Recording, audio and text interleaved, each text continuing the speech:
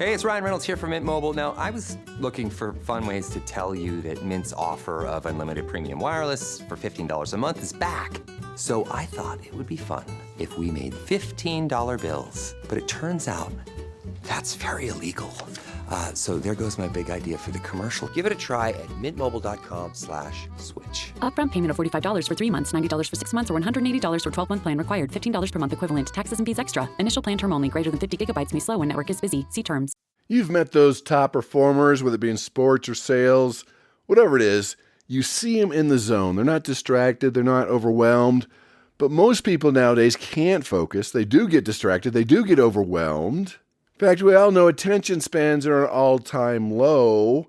How could we be more mindful in the moment, become better persuaders, and be able to focus more? Let's do it. Maximize your influence. Kurt Mortensen is the author of Persuasion IQ, Laws of Charisma, and the best-selling book, Maximum Influence. Hey, welcome back to Maximize Your Influence. Kurt Mortensen here, podcast 606. Glad to have you here. Thanks for your love and support. Thanks for your feedback and all the suggestions for the podcast. Really appreciate it. And this is a topic that keeps coming up, not only in coaching or in seminars, but in the emails, this focus, we'll call it mindlessness. So we want to talk about mindfulness, but what is mindlessness? This is what we get stuck on.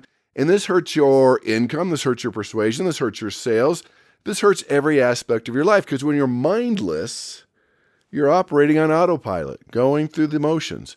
And your prospect, your client feels that. You get lost in thought, you get distracted, you're thinking about things in the past, or you're worrying about things in the future.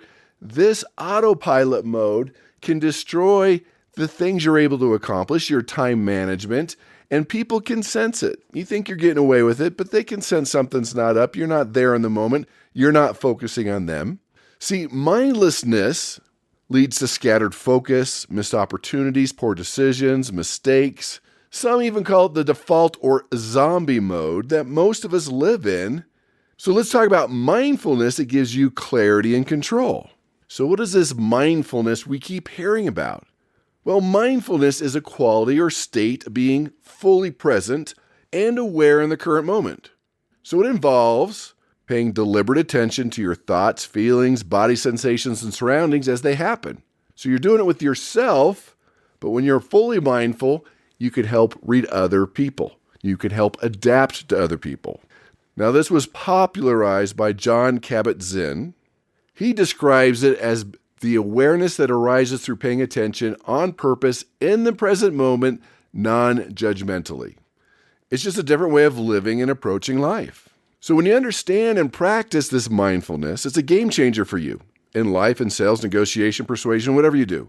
Because when you're in those high-stake conversations, it sharpens your ability to listen, read emotional cues, and respond thoughtfully without reacting impulsively. So when you do this, it builds deeper rapport, increases trust, and reduces anxiety when you're under pressure. See, the key here is to help you stay focused to the other person's needs. Then you can adapt your presentation and persuade them how they want to be persuaded. Because when you're in that mode, you remain calm, you're present, and it reduces conflict. Now, it's been called being in the present moment, non-judgmental awareness, metacognitive awareness, focused attention. You can choose here. But the big term today we'll be talking about today, and you've probably heard it before, and it's been popular in the business world, we're going to talk about mindfulness. So with that, let's get into our persuasion blunder of the week. Don't! And I'll take ownership of this. I think it was me. I'll tell you what I mean. So one of my early mentors I talk about is Jim Rohn, R-O-H-N, not the sports guy. This was an OG in the personal development, motivational speaking sector. Incredible man, because his model was he would train you as a speaker and you'd go out and sell his seminars. You do 4 or 5 presentations a day, straight commission, and sell his seminars. So he'd train you in personal development and as a speaker. And he's the one that helped me catch that personal development bug, really taught me a lot of different things, and really got me on track. Because these aren't things you learn in business school. So we were practicing this presentation. It was a 90-minute presentation that we could scale down to 60 minutes, but these were personal development presentations. So we were practicing those in front of Jim Rohn, and there's 3 of us. And what he did, it gave us each a different portion of the presentation. It wasn't the whole presentation. Again, there was 3 of us. And he said at the end, you've got to be present. And then he said this, wherever you are, be there. Because we get distracted easily. And for most people doing presentations, thinking about what to say next. Are you on track? And it takes you out of that moment. You're not being mindful of the moment. I'm sitting there, is he talking about me? He's probably talking to me. Had to be talking about me. Didn't identify who it was. It's probably all 3 of us as I think back about it. And it happens to all of us. Staying in the moment. And it gets tough. For example, when I'm speaking in another language, say I'm in the Middle East, I speak, it gets translated. There's time there, 10, 15 seconds to go to another place, to not stay focused, not to be staying in the moment. It's something we have to work for. It takes mental effort. So the blunder here is not staying fully present, not staying attentive to the other person. We're thinking about the next point. We're thinking about our quota. We're jumping to solutions. We want to break in before they finish speaking. This breaks the connections. It makes them feel unheard. It destroys trust, and it ruins your presence. And worse than that, you're missing critical emotional cues, potential objections. You're missing the buying signals, and your prospect, your client is sensing you're not quite there. Now, another thing that can do this is you prejudge. They're not going to be interested. They're not going to do it. They can't make the decision. This is going to take forever. They don't have the money. When you prejudge a situation, it sucks the energy and life out of you and also puts you in that moment when you're not fully there. You're just going through the motions. That is another big part of this blunder. Now, why do we do this? Why do we all do this? Hey, we don't have a lot of time. We're in these high-pressure environments. We have to talk fast. We have to wing it sometimes. We got to close quickly. So we're racing ahead, what to say next. We're distracted from phones, our anxiety, our fear. What does the silence mean? We're not in the moment. We go on autopilot, and we have these knee-jerk reactions that aren't helping us in the persuasion process. So we have to practice active presence, focusing on their words, their tones, their body language. How do we do this? That's what this podcast is about. That's what we'll be talking about because of the listener email. Oh, boy! Remember, send me your questions, comments, rude remarks, emails, whatever you need, jokes to maximizeyourinfluence@gmail.com. We'll get those. We'll talk about it. We'll appreciate it. We'll also give you a free bonus for doing that. But this is Leo from Missouri. He said, thanks for all your information. It's making a big difference. It's changing my life. Thanks, Leo. He says, I've been working on my perfect persuasive presentation. And as I deliver this presentation, I find my mind wandering, thinking what to say next, what's next. And I feel my prospect can sense it and I'm losing business. How can I change it where my prospect won't sense that? All right, Leo, that's what we'll be talking about today, to be in the moment, to practice mindfulness. They do sense it. That's good that you sense that they are sensing it. What to say next, what to do, where to go, your next appointment. There's so many things rattling around in our minds that it's tough. So let's talk about how to be in the moment. In fact, later, Leo, I'm going to talk about how to send in a video of your persuasive presentation and let me evaluate it. Let me tell you what you're doing well and what you could improve. Because anybody can present, but is it persuasive? Anybody can inform, but is it influential? There's a big difference between the two, data dumping versus being truly persuasive. So we're going to talk about that, give you some application here. But before we do, let's talk about that geeky scholarly article. This article we'll be talking about by Jon Kabat-Zinn that put mindfulness on the radar. Because before, spending time on yourself, working on yourself, meditating, those type of things, you're like, whew, that's woo-woo. We don't have time for that. But he found it made a huge difference. Now, his research can be found in general hospitality and psychiatry. And this is the most influential, widely cited works in all of mindfulness. And he looked at people that had chronic pain, chronic conditions, and he found that mindfulness could produce measurable improvements in those conditions. Remember his saying, paying attention on purpose, in the present moment, non-judgmentally. So he looked at these chronic pain patients who had not improved with traditional medical care, and they did a 10-week mindfulness meditation program that led to substantial reductions in pain and suffering. 65% of the participants showed a 33% reduction, and 50% showed a 50% reduction in pain. So mindfulness didn't necessarily eliminate the pain, but he says it uncouples the raw sensation from the emotion and how we evaluate the reaction, and that reduced the overall suffering. So when you have that mindfulness, it trains your brain. He calls it detached observation that allows people to experience sensations without being overwhelmed by them. Basically, you're changing the relationship to the experience. So the study showed that mindfulness can fundamentally alter how people experience suffering or any emotion or how they experience life. Because in this world of constant distractions, people always reacting, the ability to return to the present moment instead of thinking about the past or worrying about the future, that when you can return to the present moment is one of the most practical and transformative skills that we could cultivate for resilience, for healing, for effective communication in every area of our life. So let's talk about it. Now, there's a couple pieces here. You can build up that foundation of mindfulness. So when you need it, when you need to persuade, influence, or negotiate, it's there. And there's some short things we can do when you need it right away. But the stronger the foundation personally of being mindful, practicing that mindfulness, everything's going to be much easier for you. So before we get into how to use this in persuasion and influence, let's talk about yourself personally. Your mindset. This is part of success psychology. I call it self-persuasion. Remember, I say it a lot, if you can't persuade yourself, if you can't lead yourself, you can't persuade other people, you can't lead other people. So this is the foundation. So this is you personally. These are skills you can build up before you persuade. Then we'll get into persuasion and influence. So what works to help people practice mindfulness?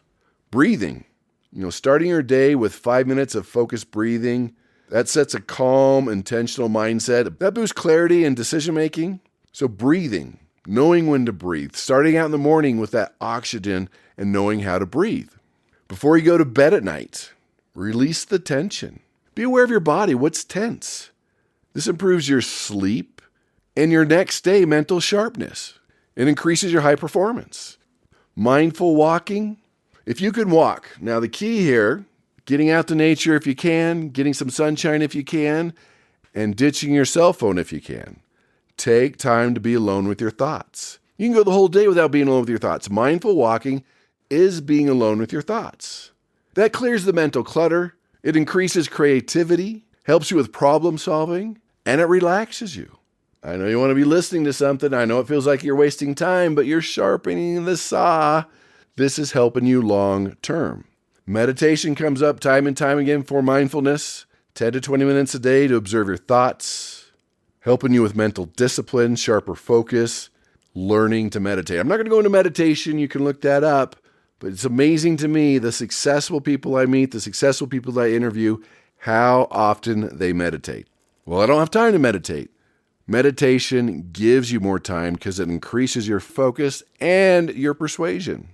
Again, you choose the 2 or 3 that work for you. Practice your gratitude, your loving kindness, your empathy, improve your relationships, learn to serve others. This helps you with your self-compassion, and it's the right thing to do. Another one is movement, exercise, yoga. Yoga is a big one that comes up time and time again, building that mind-body connection. And final one you could do, journaling, reflection. When you could end the day with your journal, think about what you learned that day, what you're grateful for, what you're going to work on the next day. Putting it down, putting it into words is a game changer for mindfulness.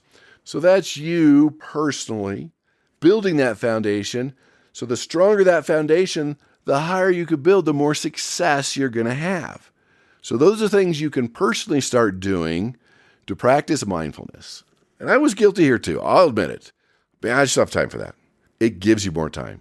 It gives you more energy. It gives you more freedom. All right, with that set, let's talk about that application for persuasion and influence.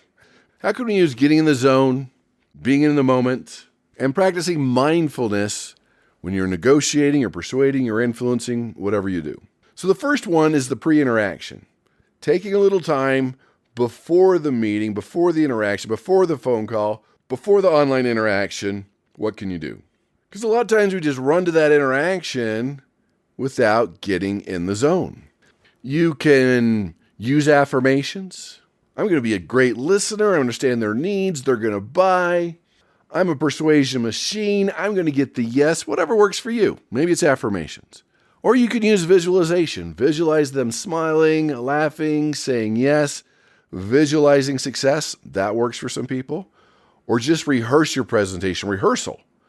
When you're prepared, when you have rehearsed, when you've practiced, that changes the game. The fear erodes away. It helps you not focus on what to say next. It could be about the rehearsal, or maybe all three. Use affirmations, use visualization, rehearse, practice, whatever you need to do. Thinking about your intention and what you want to accomplish. The studies find that pre-task mindfulness improves focus and performance in professional interactions. It works. So before you even get started, get in the zone, get in the mood, become more mindful. For some people, getting there early, you're not feeling rushed. Because nothing's worse. You're late for a meeting, feeling rushed. There's more traffic. You're getting there late. The presentation's late. They're waiting for you. When you do that, that's like starting on the 0-yard line in football. You want to get rid of that. You want to get there early. You want to be prepared. You want to have rehearsed. Then you're starting on the 50-yard line. Another thing you do is a physical body check. Being aware. Kind of scan your body for tension. Take a look at your posture in a mirror. What are you feeling, your sensations? That pulls you into the presence, and that also allows you to adjust what's happening. A lot of times your body will signal what's happening before your mind does.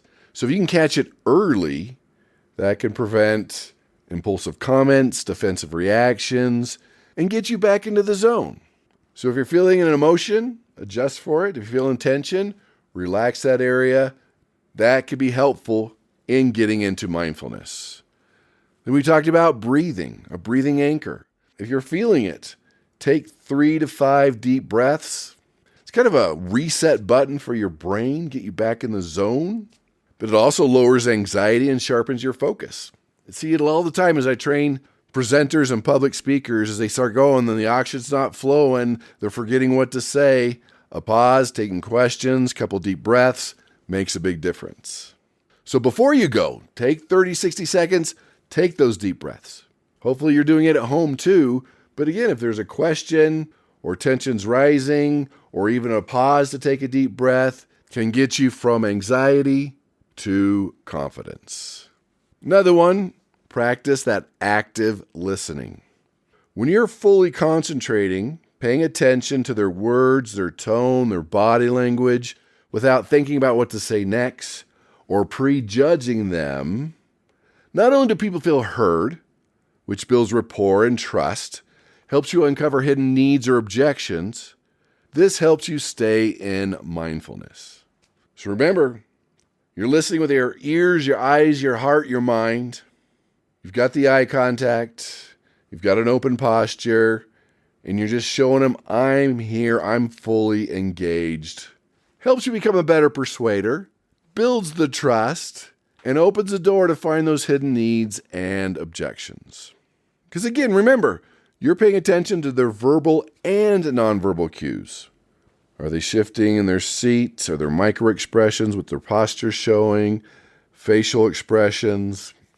Did rate, volume change? Those are things you need to pick up to know how to persuade people, how to adapt your persuasive presentation to them. When you're doing that, you're catching those buying signals. Is it resistance? Are they open? Is there another issue? Are they sugarcoating their objection? Things you need to know. So get in that zone, be mindful, focus on their face, their body, again, verbal and nonverbal. Then you know when to pivot, make changes, and persuade them how they want to be persuaded.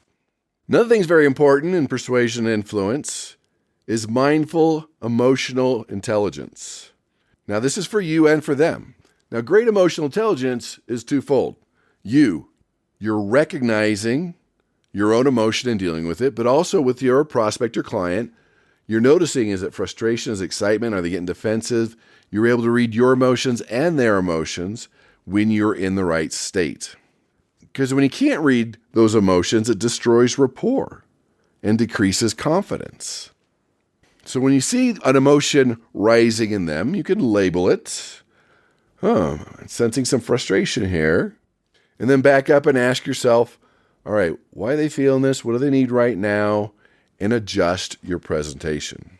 Because when you can do all this, what it does is it gets you in their shoes. You can understand their perspective. Because when you can understand their goals, their pressures, their viewpoint, it builds empathy. It increases your connection and your rapport. And you can uncover what's really happening. Remember, with most objections, there's the real objection and the hidden objection. And when you're in the moment practicing that mindfulness, you'll be amazed how it's much easier to read your prospect, your client, like a book. So there you have it, podcast 606 in the books. Sharpen the saw, spend the time, work on yourself.